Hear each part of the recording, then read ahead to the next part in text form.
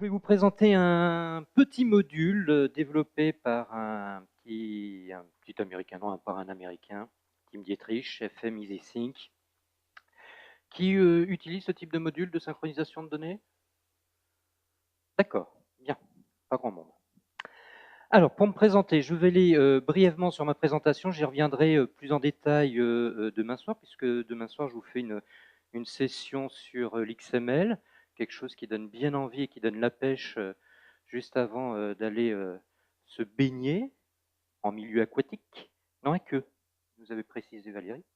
Donc, je vous passe le détail de mon cursus, j'y reviendrai demain. Alors, ce que je vais vous présenter en un petit quart d'heure, c'est un petit module de synchronisation qu'on appelle FM EasySync. Donc, je vais vous montrer où est-ce qu'on le trouve, comment il fonctionne, comment on l'installe, comment ça s'utilise, pourquoi, comment. Et j'ai indiqué qu'il y avait une personne dans la salle qui avait interdiction de me poser des questions, puisqu'on l'a installé pour lui. Et je vous indiquerai quand même quelques types de fonctionnement pour lesquels on a pu être amené à l'utiliser. Alors, pourquoi FM EasySync? Bon, déjà, ça commence par FM pour FileMaker, donc c'est un module qui est dédié pour FileMaker. Jusque-là, tout va bien. Easy pour facile. Ouais, c'est à partir de là que les choses commencent à se gâter. Et Sync pour synchronisation. Donc voilà le pourquoi. Qu'est-ce que FM EasySync? C'est un module en fait qui va vous permettre de synchroniser des données à partir d'un FileMaker vers un autre FileMaker, entre une base vers une autre base. Ça, c'est le module. Le pourquoi. Si on est amené à utiliser des bases de données déportées, type par exemple sur un iPhone, un iPad, etc., et qu'on est amené à vouloir avoir des données sur ces appareils, mais on n'a pas forcément une connexion permanente vers son serveur, parce qu'on n'a pas forcément du réseau 4G ou du Wi-Fi au fin fond de la Bourgogne, comme me le faisait remarquer un de mes collègues hier, ou dans je ne sais quelle contrée à travers le monde, eh ben, on se pose toujours la question de savoir comment récupérer simplement des données d'un point A vers un point B, et comment, si on a modifié ces données du point B, les récupérer sur le point A. Alors, il y a des techniques, je ne sais pas si vous les avez utilisées ou pas, qui consistent à faire ce qu'on appelle de l'importation-exportation. Le problème, c'est dès qu'on utilise FileMaker Go sur un iPad ou un iPhone, dès qu'on a des fonctions d'importation et qu'on veut le faire à partir de ce type d'appareil, et FileMaker Go, même si on n'est pas à vouloir se connecter, parce qu'on n'a pas besoin de se connecter à une base distante ou quoi que ce soit, FileMaker Go va quand même essayer de se connecter et dès l'ouverture de la base, vous dire j'arrive pas à me connecter à tel endroit. Mais on n'a pas forcément envie d'avoir une connexion à ce moment-là. Donc, pour éviter l'utilisation des fonctions d'importation, etc., entre tables, entre fichiers, etc., on va utiliser une autre méthode. On peut développer ses propres outils, ses propres scripts pour envoyer par des scripts en paramètre les données qu'on veut envoyer ou qu'on veut recevoir, etc. Puisque vous n'êtes pas censé, sans le savoir, que avec maintenant les scripts, on peut envoyer des paramètres au script avec exécuter script. Non, tout le monde est au courant. Je suis en train de faire dormir tout le monde. C'est terrible. Même Fabrice, il me dit non. Envoyer un paramètre, un script. Bon. Eh ben, si vous ne savez pas faire tout ça, il y a un module,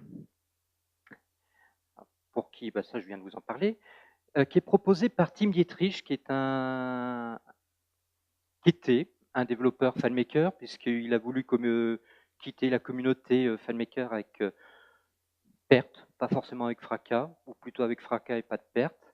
Et ce développeur a développé un certain nombre de modules qu'on trouve sur Internet, sur son site, Tim Dietrich, qui est toujours actif, et qui propose déjà un certain nombre de modules. Donc pour information, comme le FM EasySync que je vais vous présenter dans quelques instants, ou des modules pour, si vous avez des images dans un FileMaker Go, comment pouvoir les modifier, rajouter un petit cercle ou du texte, annoter une image directement sur un module. Donc il propose un petit module gratuit. En fait, tout est gratuit, tout est en open source, donc vous pouvez récupérer ces différents modules. Donc c'est sur le site de Tim Dietrich, donc vous le retrouverez, l'adresse sur le diaporama que vous retrouvez dans les fichiers de la session du topo. Et pour le module qui m'intéresse, c'est le module FM EasySync. Alors c'est très bien fait, il suffit de télécharger le module, et dans ce module, vous allez retrouver un certain nombre de choses comme des fichiers d'exemple côté serveur, des fichiers d'exemple côté mobile, plus un petit mode d'emploi, et puis sur le site, vous avez un mode d'emploi qui est beaucoup plus détaillé. Donc ça, c'est où est-ce qu'on le retrouve? Je vais revenir. Alors comment fonctionne-t-il? Et là arrive ma dernière diapo, démonstration. J'ai un FileMaker Server sur mon poste. Alors évidemment, juste à l'instant, je me suis coupé du Wi-Fi, je me suis mis en réseau local pour éviter les perturbations et les lenteurs du réseau. Donc j'ai un FileMaker Server sur lequel j'ai une petite base FileMaker, voilà, j'avais mis un peu en gros. J'ai sur mon FileMaker Go, donc sur mon appareil, un fichier qui est autonome, qui n'est pas du tout relié, qui n'a aucun lien avec mon FileMaker Server. Donc là, pour le moment, il est complètement autonome. J'ai installé sur mon FileMaker Go, sur mon petit fichier, le module FM EasySync pour la partie mobile. J'ai installé sur mon fichier, sur mon FileMaker Pro, qui est hébergé par FileMaker Server, le module serveur. Et à partir de là, une fois que j'ai suivi le mode d'emploi, l'installation, ça prend pas plus de 10 minutes. Il suffit de le suivre pas à pas, c'est vraiment très clair.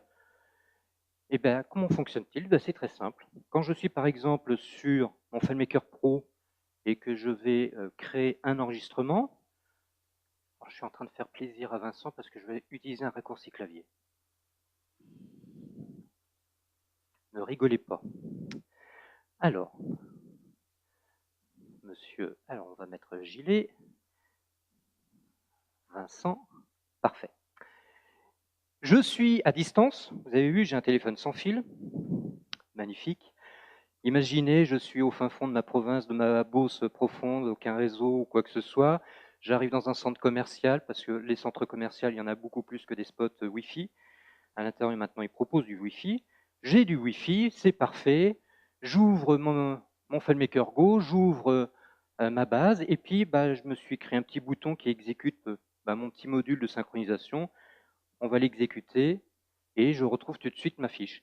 Il n'y a eu aucune ouverture du fichier sur FileMaker Server qui est en distance, qui se trouve ici. Il y a eu simplement un appel à un script avec un passage de paramètres, et je retrouve mes données sur mon FileMaker Go. Et puis là, je me dis, tiens, il me manque des informations, je vais voir monsieur Vincent Gillet, je ne le connais pas, je dis, tiens, je vais le prendre en photo, je vais prendre une photo.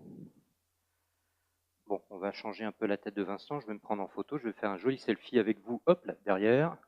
Faites-moi coucou. Merci.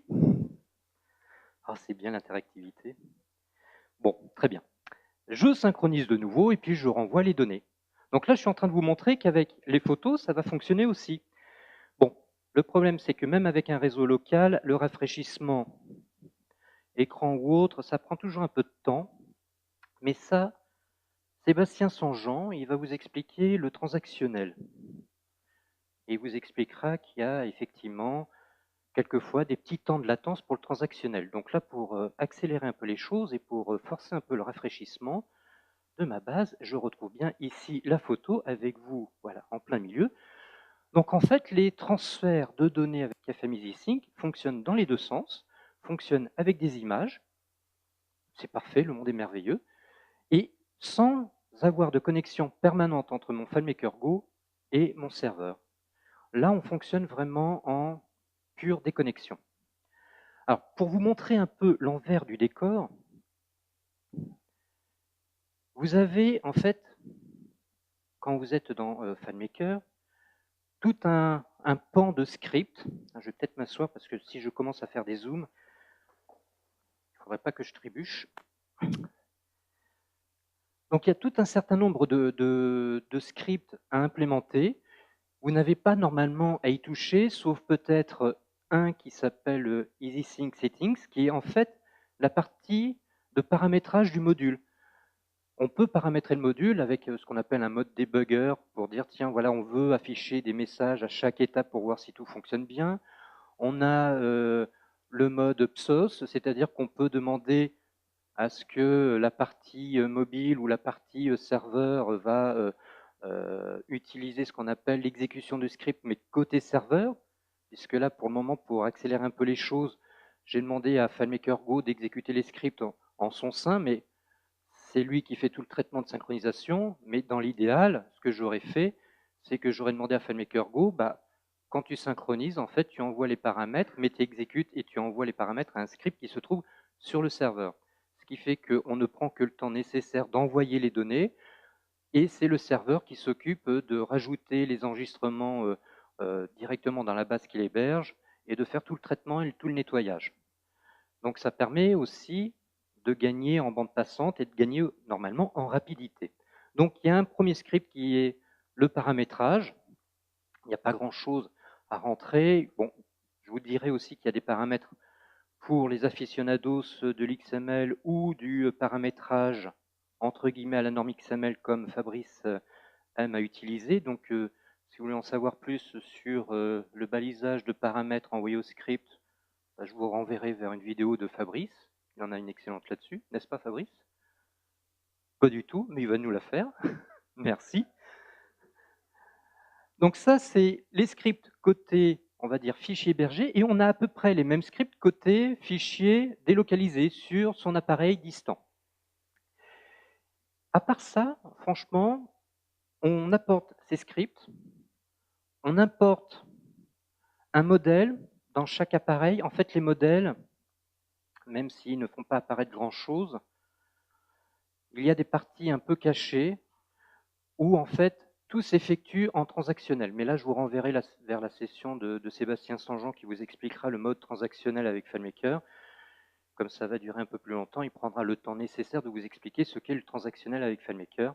C'est très pratique, c'est très efficace, et c'est comme ça que ce module fonctionne. Donc il y a un modèle à importer, des scripts à importer, et je dirais que le seul travail n'a lieu que dans le graphe des liens.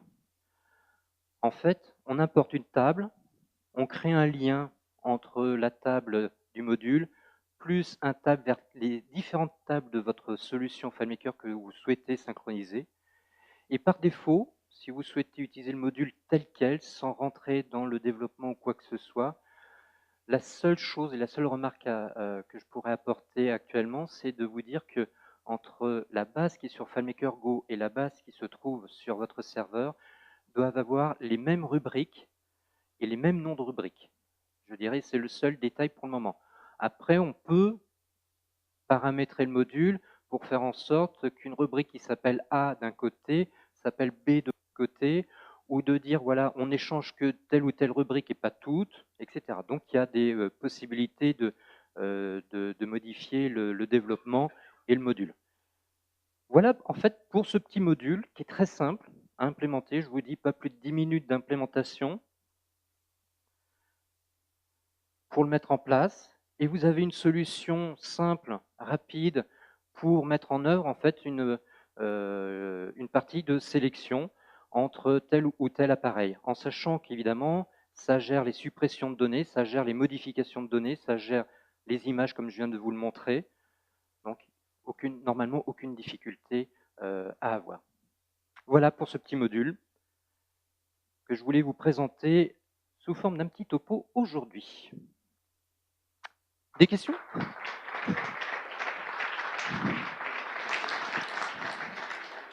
Bonjour. J'ai une question. Si dans notre table, on a des ID avec un chrono et qu'on crée, il y en a un qui crée sur le serveur une fiche et sur FMGO une fiche, est-ce qu'il n'y aurait pas un conflit d'ID? Alors justement, le module l'a prévu puisque le module vous demande en fait de rajouter ses propres clés primaires et ses propres systèmes d'eurodatage supplémentaires. Mais c'est vrai que dans l'idéal, les problèmes de synchronisation, il vaut mieux se dire que s'il y a des données qui vont être synchronisées à un endroit, enfin qui vont être utilisées à un endroit, il vaut mieux peut-être les figer à un autre. ça évite des gros problèmes après de se dire bon, quelles sont les données qu'on va devoir synchroniser. Mais normalement, il est prévu pour ce mode de fonctionnement. Et il a effectivement toute cette philosophie. C'est pour ça qu'il a un script de synchronisation où on peut faire ce qu'on appelle du push ou du download. Enfin, il a les deux modes de fonctionnement. On peut lui dire que c'est uniquement que en mode push ou en mode bidirectionnel, qu'on accepte la suppression. Donc tout est vraiment paramétrable. Et il le gère. Oui? Une question au fond?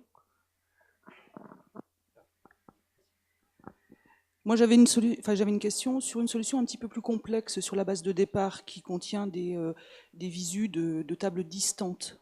Comment Oui. la synchronisation peut se faire avec FileMaker Go? Est-ce qu'on on doit faire une synchronisation sur plusieurs bases pour pouvoir avoir la visibilité, ou est-ce qu'on peut récupérer quand même des données distantes?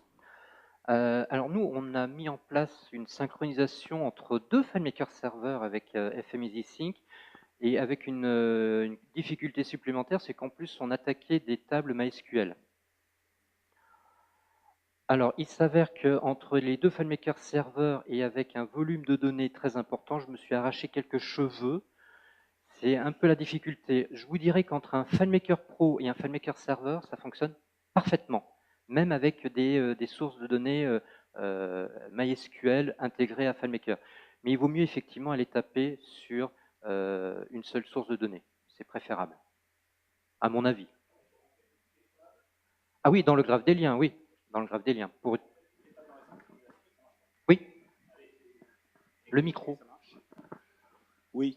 Répète. Moi, j'ai fait ça pour une solution Go. Il suffit de rentrer toutes les tables distantes dans le processus de synchronisation, puisque dans le graphe des liens, on peut rentrer autant de tables qu'on veut.